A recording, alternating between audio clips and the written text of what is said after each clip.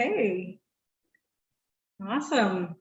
All right. I think that we are live on YouTube. And if you're joining us later, welcome to those of us who are on the replay. Thank you for joining us. I am author Julie Spencer, and I am joined by Dr. Trina Boice, who is our author coach extraordinaire, and author Traci Hunter Abramson. And she and I are actually live together, which is very rare in today's society, but we have been vaccinated and COVID tested.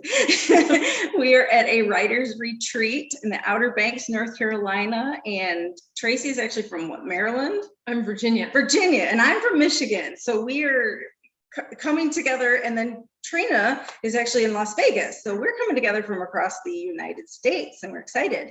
And to those of us who are authors in or viewers in Australia, welcome, and good morning, waking up. We have a great following in Australia, and I love our Australian friends in New Zealand. So welcome. Okay, so Traci has a new release last week, and then also a couple of new releases coming up. So we're just going to kind of interview her today. So in case there are people who don't know you, which I think that you're very famous personally. I'm not. I pretend to be famous really, really well, though. She's famous in my circle of read. We were on looking at some books that she has, and I've read quite a few of her books, and I pulled up my Audible, because I wanted one of her books to listen to on my way home, because I've got a 2-day drive from here to get home. And I pulled up my Audible, and I was like searching for her book, and it says already in your library, and I'm like, okay, now Traci knows just how obsessed I am with her as an author. So, but I don't know your background and stuff. So tell us a little bit about you. So, I grew up in Arizona. So this time of year, was on the same time zone as where Trina is. And then I actually lived in Venezuela for a summer when it was still safe to go down there. Wow. But I ended up going out of college. I was recruited by the Central Intelligence Agency. So that was the first real career. She's a CIA. Are you serious? Yeah. I worked there 6 years, a little over 6 years. So, really? When the Berlin Wall was coming down, I was inside on the inside track. So, wow. So I had a lot of the first Gulf War, all of that was my time period. So, and then I decided I wanted to raise my own family and didn't want somebody else doing it. So I left, and I've been writing ever since. So I'm at 30 something books, but I ran out of fingers and toes. So I'm not sure exactly what the number is anymore. I kind of have the same when people ask me how many books you've published, it's kind of hard for me to pinpoint, because I have some that I've republished under new names. Right. So I have this, I've written more books than I've published, and I've published more books than I've written. So it's just kind of, I say about 30, and then we're good. I think it's more like 31, but that's okay. So anyway, what kind of books do you actually write? So because being former CIA, I a lot of times will do suspense. I like to have a romance element in most of my books, but and I do some that are just sweet romance. So I have kind of both sides of that. So a lot of times my romance ones tend to have sports themes. So which is probably why one of the reasons why we do a lot the same. Yeah. I have I have one that came out that's kind of a Olympic dream story that came out last March. And then there's an Olympic story. We actually, I think, both have one coming out for the Olympics. So I've been this is the first book I ever wrote. I wrote it right after I left the CIA. And so it took me a really long time, because I needed it to be I had to wait for it to be old enough to work. So it's actually set in the 1980s. Oh. So because I had a little bit of a Soviet twist in there. So I had to make sure the Soviet Union was still, back when I was ready to publish it, it was too recent. That's what your ballet one was that way. What Dancing to Freedom? Dancing to Freedom. Yep. It was the girl came to the Americas. She actually came to Canada originally as a ballerina with the Russian ballet, and she defected while she was over here. Right. And It so was a fascinating story. If you ever have a chance to read Dancing to Freedom. Dancing to Freedom. Dancing to So Freedom. that's like was the prequel to this series. So, Oh, okay. I didn't know that. yeah. So, But yeah, in order for the story to work though, I needed that Soviet element. So I literally had to wait for it to become historical. So normally this is kind of a joke because historical for me is, I mean, 1800s. Well, and yours is that's what I was gonna say. 1980. I'm like, it's 1980. So I have a lot of friends who say it's not historical, but for me, it required more research than normal. So like I had to go beyond a Google search, Mhm. which is, that's all I should ever have to do. I should already How know many of everything, your- right? How many of your Huh? books are based on real events when you were working at the CIA? So, I But mean, the names are changed to protect the innocent or the so guilty. most of the things that I did early on that had real events, like I can't say that they were real events, but then Right. they would say, "Oh, this is too unrealistic," and they would make me take things out. And Even though it was real. Yes. Oh, geez. And so the first time I had, I think it was like book 4 or 5. I think it was my 5th book. It was called Royal Target, and there was a situation, and I was only 17. It was when I was actually living in Caracas as a 17-year-old exchange student. Oh my gosh. And I based this one scene. Somebody had tried to give me sangria, and I was like, I didn't know what sangria was, but it sounded like I just had that gut feeling that this is probably not something I would drink. So it is alcohol. And I was like, no, I'm fine. And it was like this huge thing. Everyone was so mad at me for not drinking this, like people yelling at me in Spanish very, very rapidly, like 20 of them. And so I took that little scene and I put it into this book with a fictional CIA operative and everything. And I could not figure out why my editor wanted to pull this scene out. She says, well, it's just not realistic. I'm like, and finally I called up, I said, look, other than the fact that I, as a 17-year-old, actually did have a gun in my purse at the time the real incident happened, and my CIA operative did not. So, Oh my gosh. which is totally opposite of what you would expect. I said, this all happened. So what is the real problem? And so they finally came back and said, well, I don't think a CIA operative would have been reacted so strongly. I said, well, then I'll tone it down. I'm not losing the scene. So yeah, there's a lot of things that have probably had little elements of reality, but you typically, I mean, everything I write has to be cleared by the CIA. So So many people Really? can say that about their writing. yeah. Yeah, every single book forever. Everything that's intelligence. So if it has anything to do with intelligence, military action, government type stuff, it all has to go through. So I have like 5 or 6 that haven't had to. But So do you ever hear back from them and they're like, this is such a great book. We're going to buy copies for everybody. they always say we want to know where to buy it, which is great. Yeah.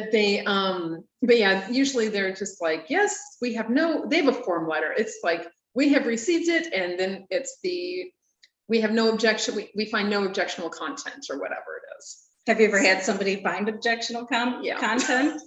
Yeah, it's really weird to get one of your own manuscript pages in the mail with redactions on it. I'm like, I know what was under there. So yeah, so they've had different forms of, I've been doing this for so long that they've had different methods of communicating, but yeah, I'm pretty good. It's rare for me to have something that's a problem.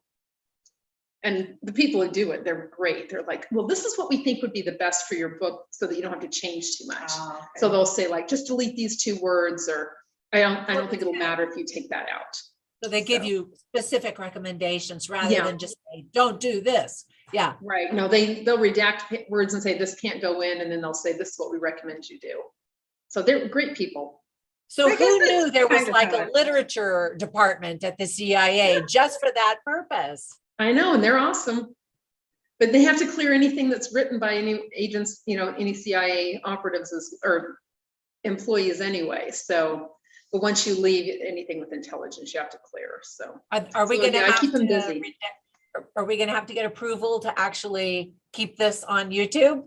As long as I don't say anything classified, we're good. We're not talking about CIA today as No. far as what they do on the inside of the walls. So we're good. That's so fascinating. Yeah, she's a fascinating person, and I'm like honored to be spending a week with her. I know she thinks she's not famous, but I think she is. And maybe it's just because like when you meet one of your favorite authors, it feels like a little bit of what's the word for it? Fangirl. Fangirl. Thank you. That's exactly what I was trying to say. It's a little bit of fangirl feeling. And I think a couple of us here at the retreat sort of feel like we are sitting at the feet of a master and ready to glean all the information we possibly can from her.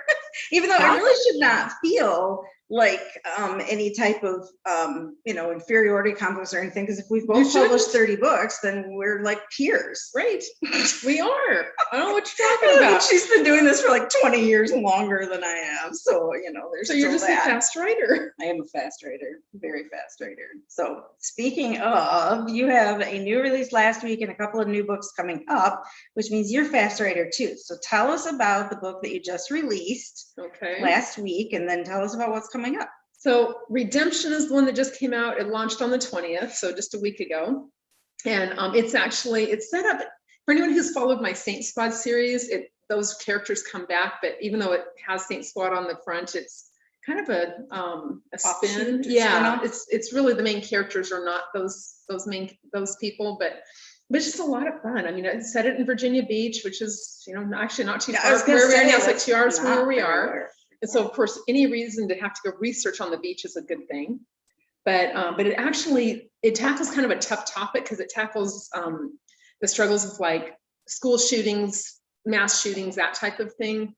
And so I've used a little bit of my background to deal with kind of like how people react and should react and things like that. So there's a little wisdom in the pages, but it's really mostly just a fun story with a romantic bent.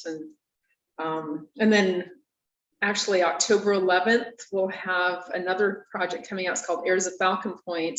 And that one is co-written. It's really a cool project. So A.L. Sowards wrote a historical portion from World War II.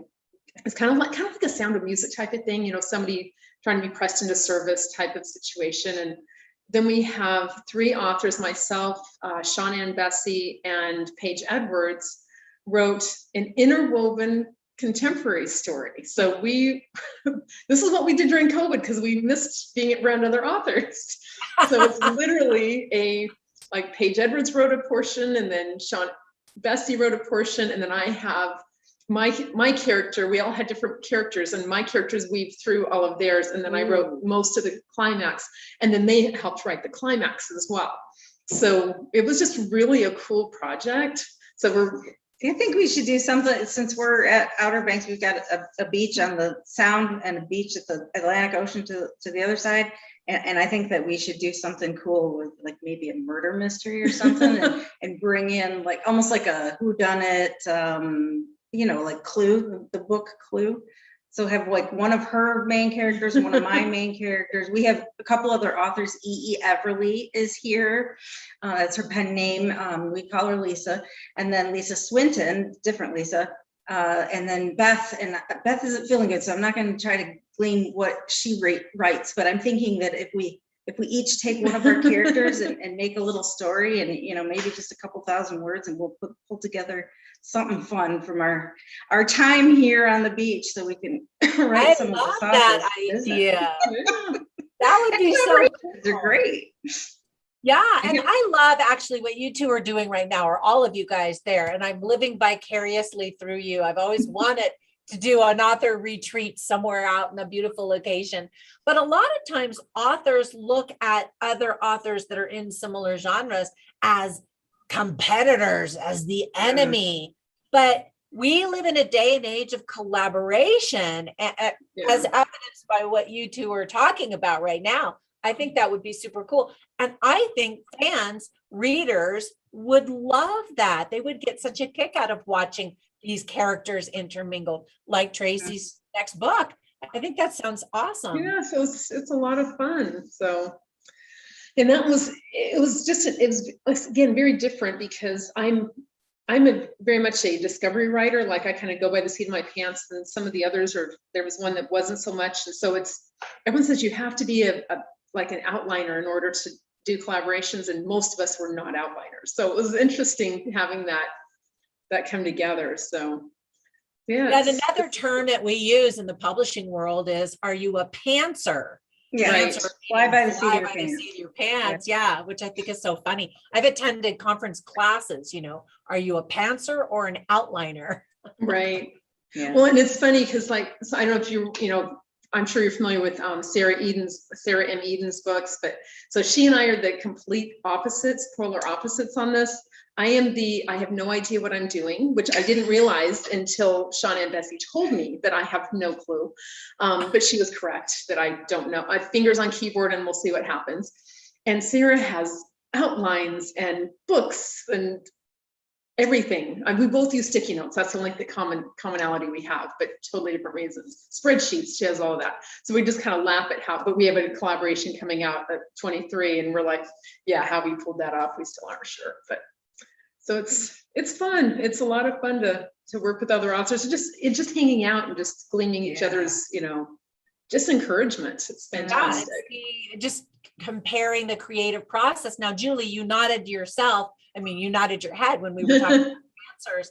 And yet you also have a big spreadsheet where you keep track of all of your characters and their names and which books they're in and all of that, which when you write 30 plus books, you need that, right? Yeah. And actually we were talking about this again, this is one of those fun things of just about, kind of chatting at a writing retreat is I had no idea she has this like app on her phone that's actually like a database on her computer that she does the same thing I'm doing. We're just doing it similar.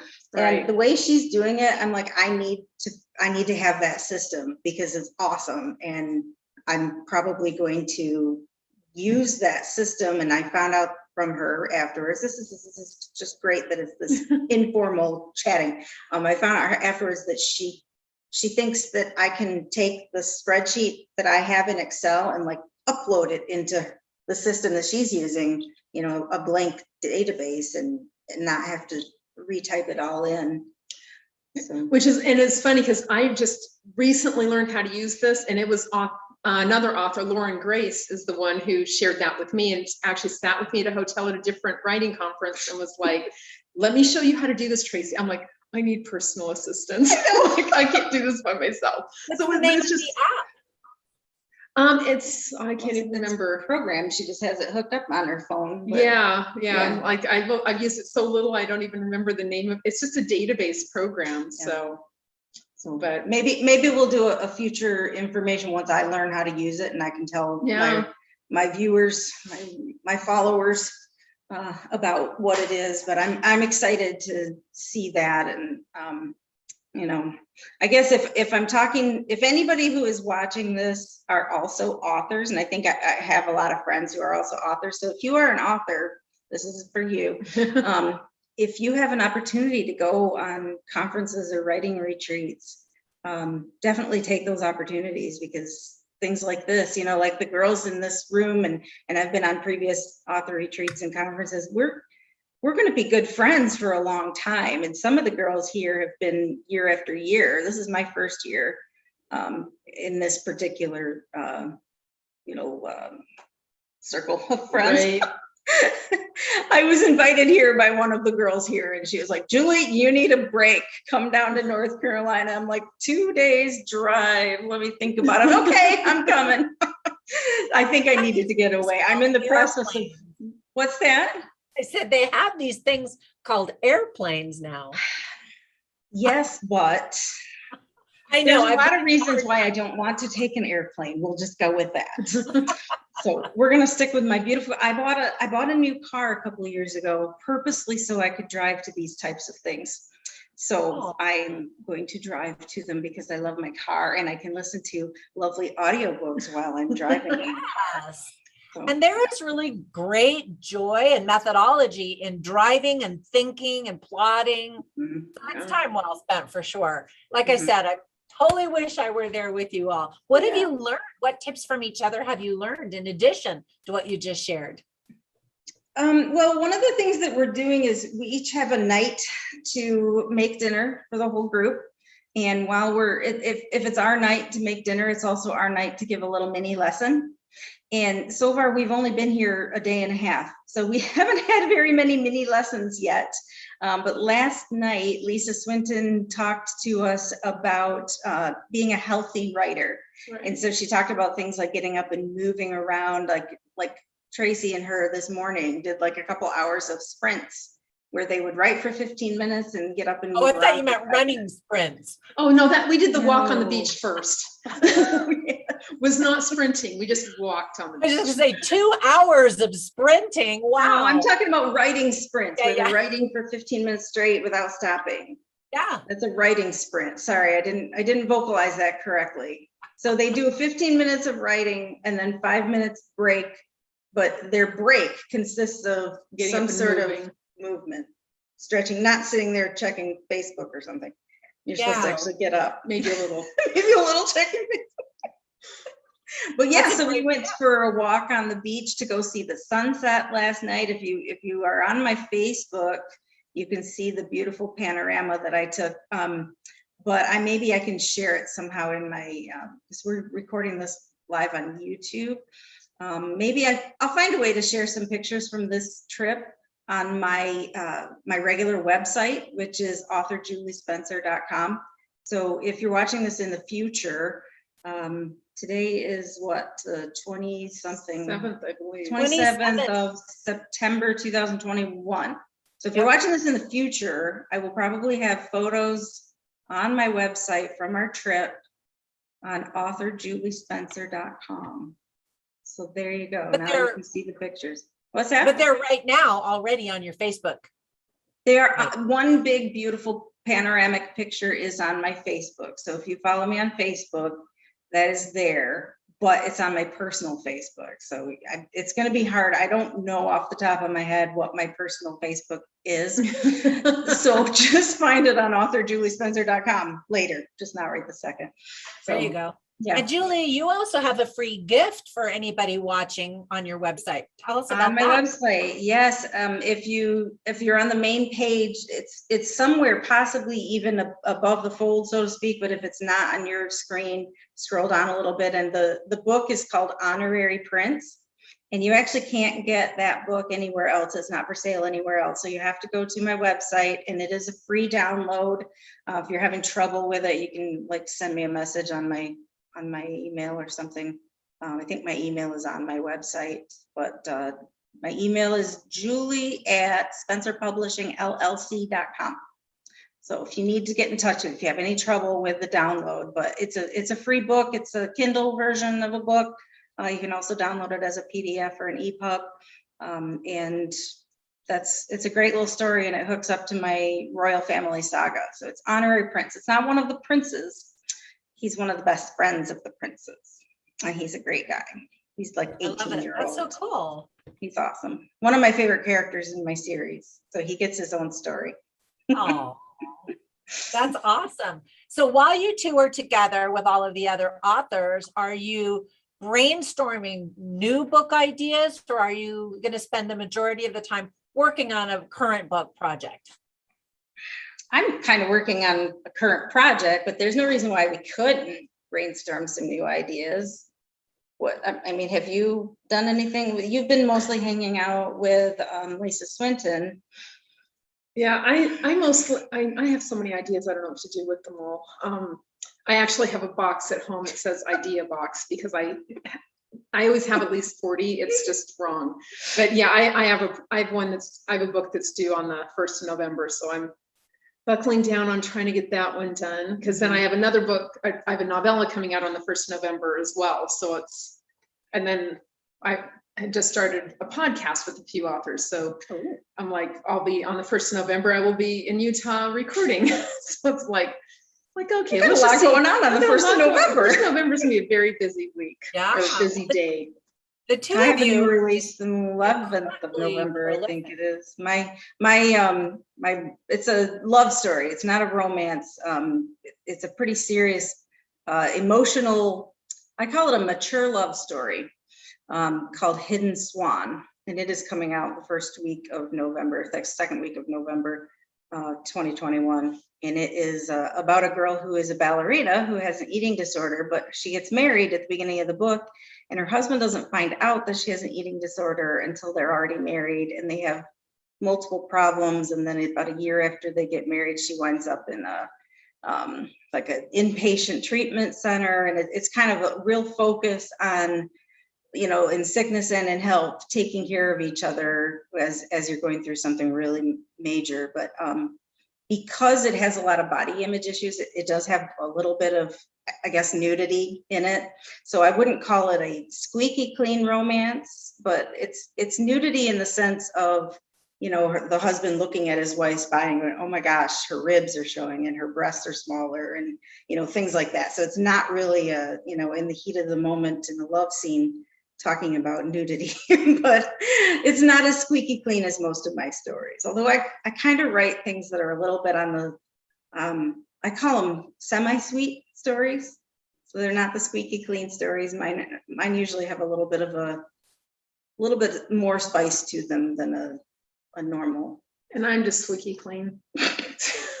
I can't help it. Julie, in case anybody's wondering, if you're watching this and you're like, what's the difference between clean romance, sweet, sticky romance? And there are all these terminologies within the genre. Yeah. Julie, tell us about the book that you just wrote, Yeah. which is like the definitive explanation of all of the types in that one genre. Yeah, I actually, the book is called How to Write. Well, no, okay, wait. I had it in front of me. Writing romance is not about sex, or is it? Yeah. How much is too much in clean romance? That's the subtitle. So writing romance is not about sex, or is it? How much is too much in clean romance? And the reason that I wrote that book was because I saw on a lot of author forums, I saw people saying, is it too much to be able to put in such and such in your kissing scene? Or, how many kissing scenes are you allowed to have in your book and still call it clean romance? And part of me is like, you know what, if you have to ask, then chances are it's probably not acceptable. But it's more like, it's not as easy as that. It's pretty complicated to actually answer that question, and even the definition of what is clean romance. In fact, I think the first sentence of the book is, I love sex. There's nothing dirty about sex. So when you refer to clean romance, you're not saying that clean, sex is either clean or not clean, depending on whether you have it in your book. It's just an actual genre, like what you would say science fiction, clean romance or spicy romance. So there's a lot of varieties. Like what I was saying about my story, that's a mature love story, just by mentioning her breasts, now it is nudity in the book. So does that mean it's not clean romance? No, not necessarily. But if I market it as clean romance and somebody says, oh, it's not clean because it's got nudity in it, then I've got a problem. So part of the point of my whole nonfiction book, writing romance is not about sex, or is it? The point of it is that it depends. It's not as black and white as we like to think of it, as clean or not clean. There are various continuum of what is acceptable in a religious romance, what is acceptable in a, like what we call sweet romance compared to like a historical fiction. Like there's a difference between if in a historical fiction, when a man and a woman are kind of forced together into an arranged marriage, and at first they kind of like, hate each other, or not necessarily hate each other, but tolerate each other. And then in the process, they fall in love. And then at some point in the book, he carries her up the stairs to their marital bedroom. Darn well that they're going to go have sex, but they don't have to say that in the book. There's a difference between him carrying her up the stairs to the bedroom, or a couple meeting at the bar downstairs at a hotel and going up the elevator. Again that they're going up there to have sex, but a lot of times it's the difference in attitude of the protagonists. So both of those would be considered closed door sex. So we're not opening the door and showing the actual, physical actions of going at it. But both of them, although they're although they're closed door, doesn't mean that they're clean. Like a clean romance reader would not consider meeting at a bar downstairs in a hotel and going up in an elevator as clean, because it's the attitude of the protagonists. In a clean romance, you wouldn't just have a one-night stand. So again, but it's not necessarily in the eye of the beholder, because you have to keep the readers happy. So if you have the word clean in your title or subtitle or in your description, you better keep the clean readers happy, or you're going to get 1-star reviews. And frankly, I don't want 1-star reviews. Right. It's all about reader expectations. And so it's so important for authors to be very clear in the book description and the blurb. What are the expectations? How far things are going to go, or that kind of stuff. So Julia, one thing I love about the way you write is you're really great about weaving life lessons through your books. And so Traci, when you're writing books, do you intentionally sit down and say, here's the fun story, but I want to weave this lesson through the story? Do you make that like a deliberate decision, or does it just happen because you're flying by the seat of your pants? I think most of mine is more intuitive rather than planned. But like I noticed, I've already had a few, early reviews on Redemption, which just came out about because of dealing with some school shooting issues. It's like, wow, like one person who was law enforcement was like, yeah, you're right on. Like this was exactly what we would tell somebody. And I'm like, well, yeah, I'm supposed to make sure I'm right on because that's kind of what I do. But like I've had people mention about how they love the patriotism in my books and things like that. And I never even thought about it. It's just, I think part of who we are weaves into the fabric of the book.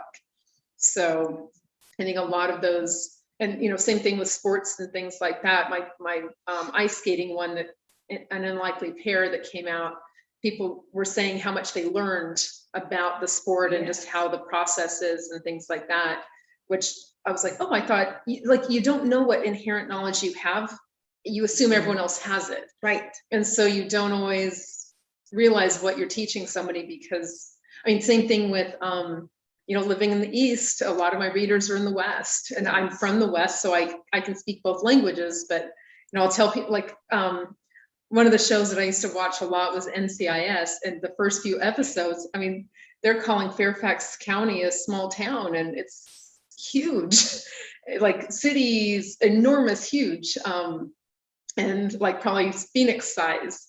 And then you'd have things like, if you say Interstate 95, which is the main thoroughfare north to south on the East Coast, you just say 95, oh yeah, 95 is a parking lot or something like that. Where if you're in Phoenix, it's the 17 or the 10 or, the 15, you're talking about, there's a the in front of it. That's a Western idiosyncrasy.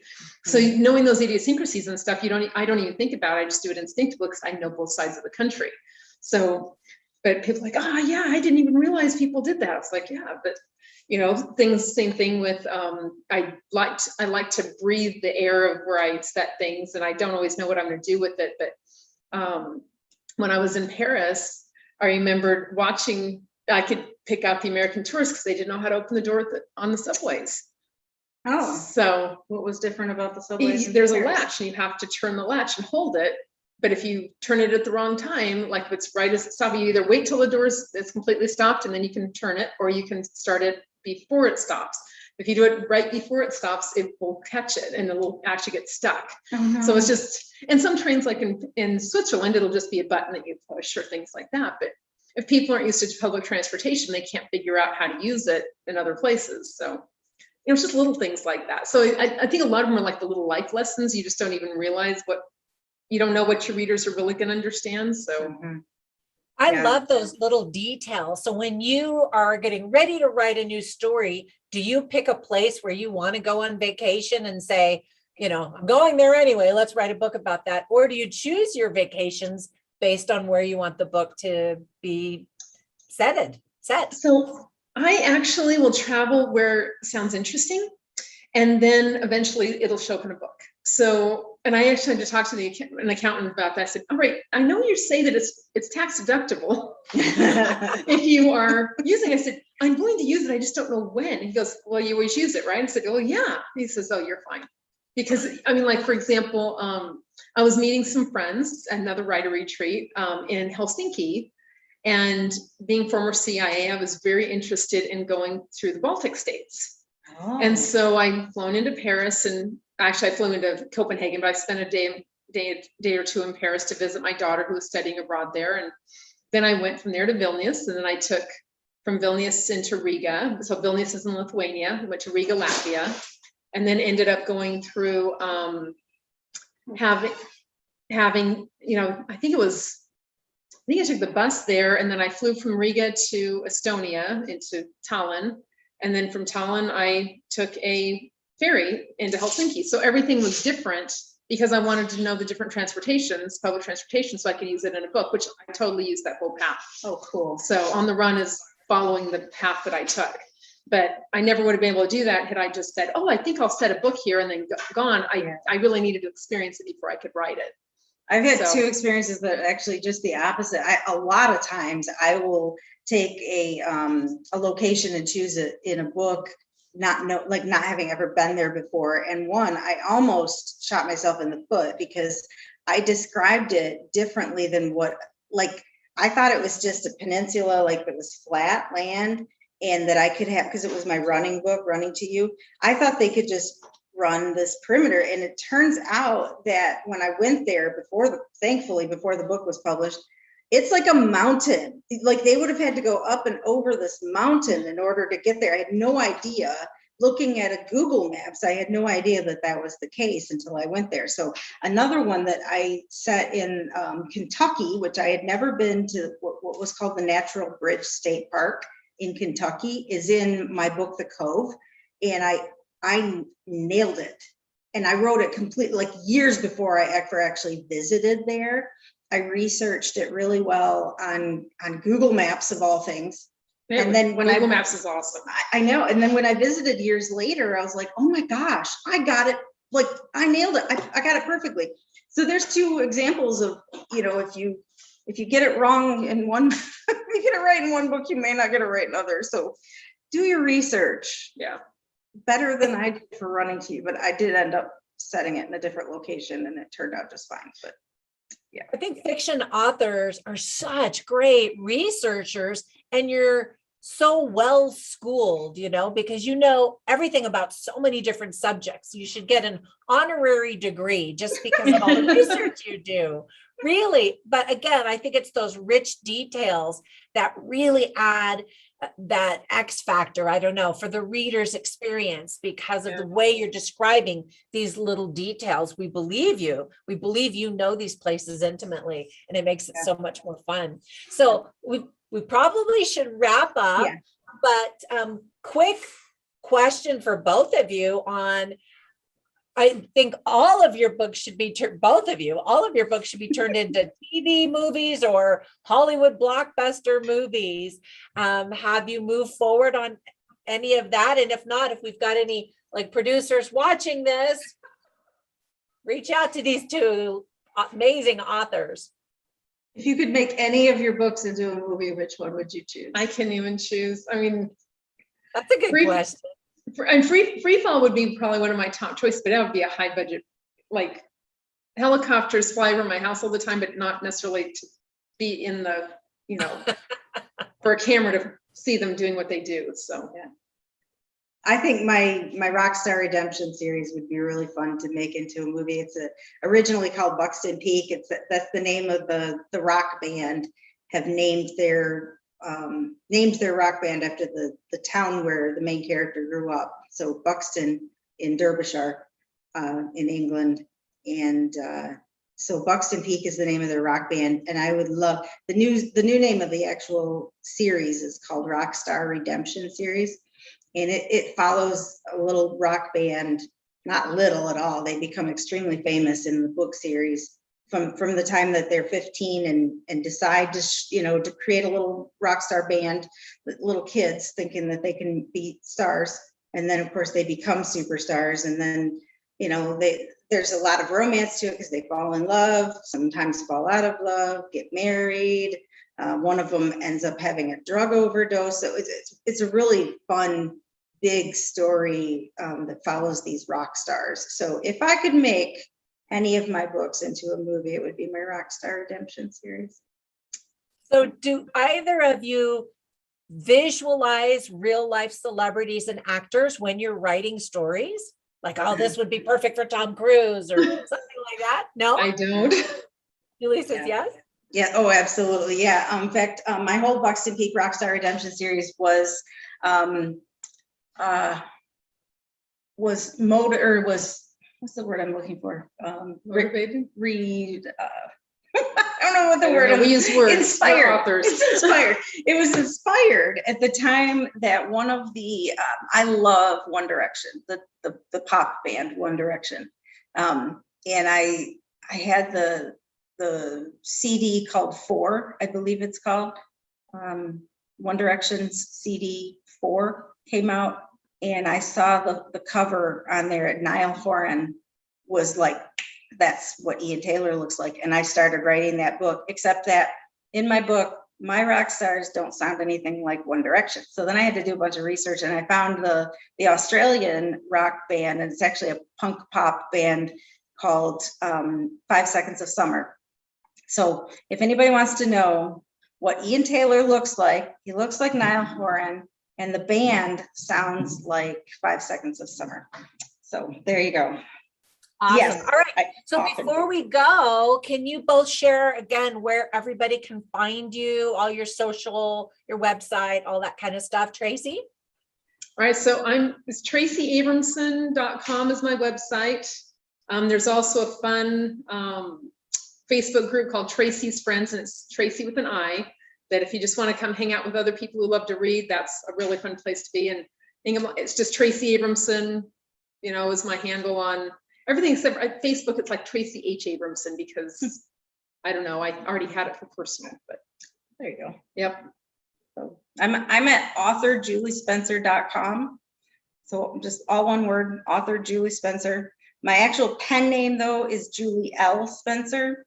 So apparently there is another author, Julie Spencer, and apparently she has a lovely little book, but it's one book, and it's a fun romance, a funny romance, I think it is, but it's not me.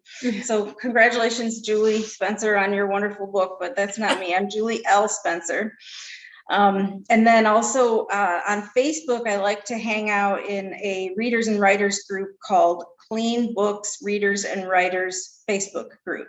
So Clean Books Readers and Writers Facebook group. That's kind of where I hang out on Facebook. So authorjuliespencer.com and Clean Books Readers and Writers Facebook group. Yeah, and Dr. Trina Boice, where can people find you, my friend? Well, before I say that, at the Clean Readers and Writers, Clean Books Readers and Writers, you can see other interviews that Julie has done as Facebook Lives and that kind of stuff. Yeah.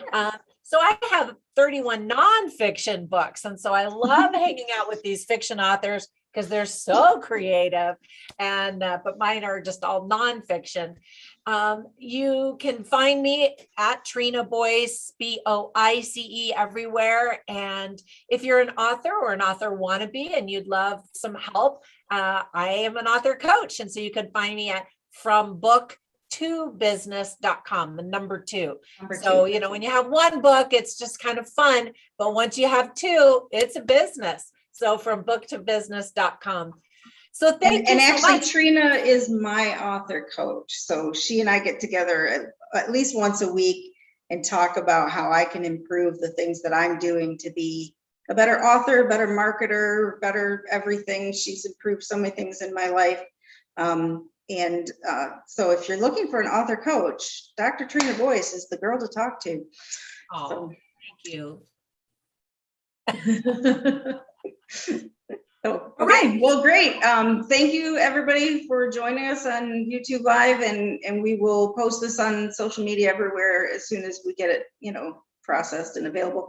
Obviously, I'm on vacation right now, so I'm not going to be doing much, but maybe Trina can get this out on social media sooner than I can. And on a side note, we are often joined by my assistant, Audie Lynn Anderson, and she was in a car accident last week. So keep her in your prayers. She has a few injuries and is very, very sore, but they all survived the accident, even though they all wound up in the emergency room. So if you're seeing this in August, or excuse me, September of 2021, send some prayers her way, and hopefully she'll be able to join us again on a soon interview. So yeah, love you, Audie.